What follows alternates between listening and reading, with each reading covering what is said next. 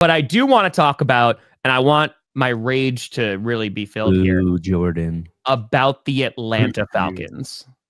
The Atlanta Falcons, who I have been so down on for about this past month, when they went into Denver and got their ass they got nicked. They got nicked. I was like, oh, they're a really bad team. And since then, their defense will show up a little bit, showed up last week, right? Kirk Cousins on this 4-game stretch threw a couple touchdowns finally, but had 0 touchdowns, multiple interceptions, did not look good.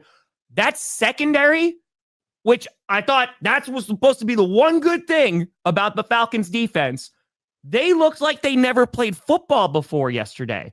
Some of those throws that just hung up there, and it looked like the secondary was just waiting. They're like, oh, maybe now we should go run after the guy who's got the ball. Embarrassing.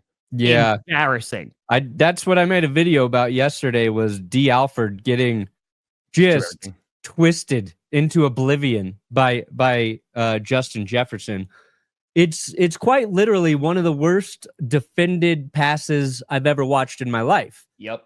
Because, and this was a touchdown to Justin Jefferson that I think it either tied the game back up at 21 or put the Vikings up 28-20. I can't remember.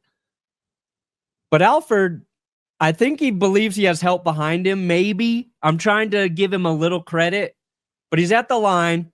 Justin Jefferson just goes around him. So he gets beat, right? Just off the line, gets beat bad. And that can happen. That's fine. Mm. So then he's running to catch back up to Justin Jefferson, who's right here. But for whatever reason, D. Alford turns the opposite way to defend the pass, Tom. He turns away from the guy he's covering to defend a pass where there is not a receiver. And that would have been embarrassing. But as he realizes his mistake and goes back to Justin Jefferson, he just falls on his face. Just face plants on his face. And I was like, oh my God. I felt bad for D. Alford because he played the ball so poorly. And then I'm like, okay, let me see if I can actually give Sam Darnold some credit here, where he like maybe pump fakes inside, which is why Alford bit. No, Darnold did not pump fake him. He just had a phantom receiver in his mind running down the sideline. That never happened. So it was amazing. It was a rough day. Darnold then threw 5 total touchdowns, ripped the Falcons apart, and the Vikings are not regretting moving on from Kirk Cousins one bit. No. Oh my God, no. Smartest thing they ever did. Especially for that money too. I mean, one, Cousins has just not been playing well, but for the money that Atlanta gave him. Yeah. And dude, like they're sitting at 11-2. You know, Aaron Jones wound up doing well again. Sam Darnold had a nice game, and it's going to be really interesting to see how the Vikings handle the offseason, right? Because sitting at 11, do with Darnold is going to be interesting. That's what I'm saying. Huge decision, and I would not want to make it. To be clear, I would not want to make that decision. AJ, who's going to be recovering from injury, is the young QB that you spent a good amount of draft capital to go and get, and now it's going to be a matter of, okay, do we see what we got in the kid, which you have to at some point. But Darnold, I agree with this 100%, Trav, and like he has earned a starting spot. I don't know. This might sound harsh. I don't know if Sam Darnold is going to be able to have that level of success anywhere else, because it's going to depend on the supporting cast he has around them, right? Like if I think he went to the Tennessee Titans, I think that might be a little bit of a tough assignment to do, right? You have Addison, who was a monster. You have Justin Jefferson. Aaron Jones is good. They've improved their offensive line.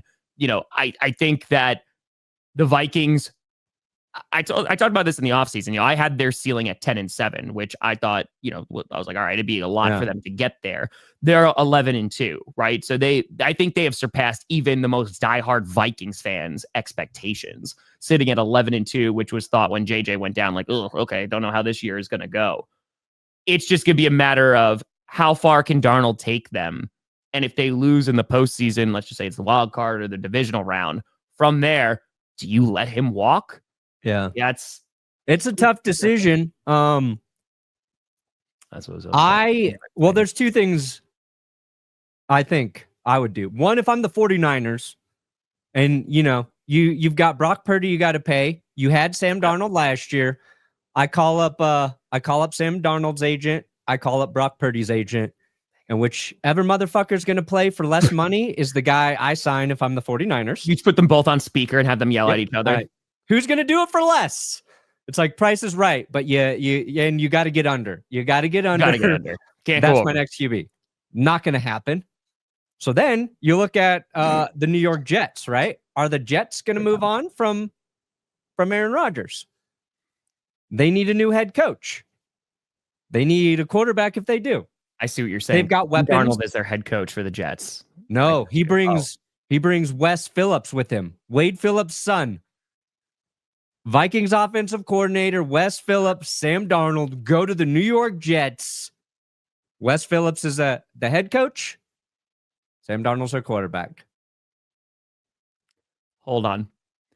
If Sam Darnold, and he saves the Jets. He saves the Jets. No. Upon his return. I will pray to any deity that Sam Darnold gets a massive contract from the New Jersey Jets. Oh my God, dude, it would be the best story. Sucks ever. He just sucks with them and tanks them again. No, because he saves them. That's the only thing. It's with the Jets. It's with the Bears. It's just uppercut right to the genitalia every single season. That's just. What about this?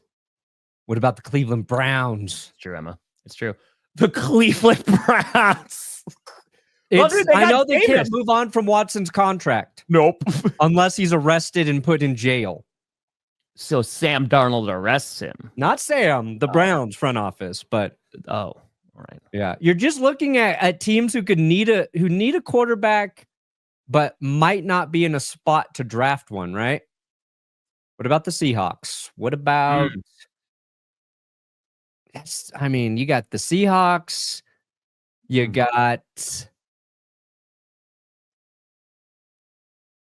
the Saints, the Browns, the Jets, the Titans. Then you have Giants, Raiders up top.